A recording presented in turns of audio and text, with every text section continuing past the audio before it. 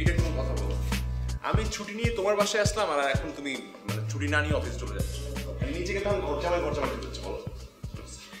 সমস্যা নেই, আমি তাড়াতাড়ি চলে আসবো। নিশা, কি হলো নিশা? হ্যাঁ, হঠাৎ করে মাথাটা ঘুরে উঠলো। আমি তোমাকে বললাম না তোমার কয়েকটা দিন রেস্ট দরকার। প্লিজ চলো, রুমে চলো। আসো আসো আসো, চলো।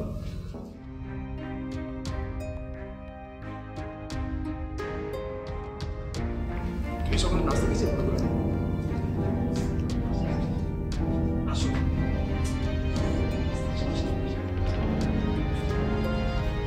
আগেই বলেছি অফিস থেকে আজকে ছুটিটা নিলে কি হতো বলো? প্লিজ বসো।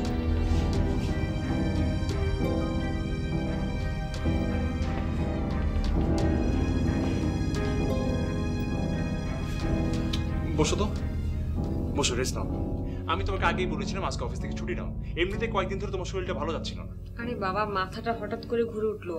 এই জন্যই তো তোমাকে বললাম। এখন দেখো তো, যদি পড়ে যেতে তুমি সিঁড়ি থেকে, হ্যাঁ কি হতো? কেন তো ব্যস্ত হচ্ছ? আচ্ছা শোনো, তুমি বসো, আমি পানি নিয়ে আসি একটু। কিছু লাগবে না, আমি ঠিক আছি। কিছু লাগবে না বললেই হলো। আচ্ছা আচ্ছা দাঁড়াও। কাকে ফোন করছো? রাবি ভাইকে। কি দরকার ফোন করার? আরে দরকার আছে, তুমি বুঝবা না। তুমি চুপ করে বসো। হ্যাঁ রাবি ভাই। না রাবি ভাই, আমি ঠিক আছি। রাবি ভাই, ওই যে নিশার শরীরটা একটু খারাপ, বুঝছেন? হ্যাঁ হ্যাঁ, না আমরা এখন নিশার বাসায়। আপনি একটু কাইন্ডলি এখানে চলে আসেন না। আমি ঠিকঠাক আছি রাবি ভাই। না হঠাৎ করে ওই যে অফিসে যাচ্ছিল, মানে হঠাৎ মাথা ঘুরাই নিচে পড়ে গেল আর কি। তো আমি ধরে নিয়ে আসছি বাসায়। আপনি একটু আসবেন কাইন্ডলি প্লিজ ভাই। ওকে ওকে। তুমি কেন তো ব্যস্ত হচ্ছ? আমি ব্যস্ত বলতে কি হবে নিশা, বলো? এটি কি সম্ভব? আরে বাবা, এটা তো নরমাল। আমি এই সিমটমের জন্য অপেক্ষা করছিলাম। তুমি এই সিমটমের জন্য অপেক্ষা করছো মানে? তুমি কি কিছুই বুঝতে পারছো না?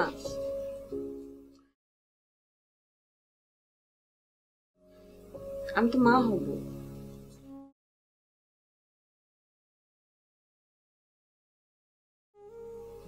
আচ্ছা ঠিক আছে, রাবি ভাই আসুক, তারপর কথা বলবো। আমি পানি নিয়ে আসি।